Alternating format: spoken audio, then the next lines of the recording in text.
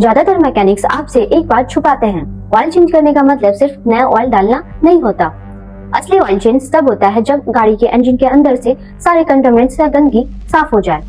और जब आप गंदे इंजन ऑयल के अंदर नया ऑयल डालते हो तो आप नोट करते हो सिर्फ एक ही मिनट में आपका गोल्डन कलर का न्यू इंजन ऑयल तुरंत ही ब्राउन हो जाता है। ऐसा इसलिए होता है क्योंकि अभी भी इंजन के अंदर बहुत ज्यादा अमाउंट में कंटामिनेंट्स प्रेजेंट होते हैं। इसीलिए प्रोफेशनल्स हर ऑयल चेंज करने से पहले इंजन फ्रेश यूज करते हैं।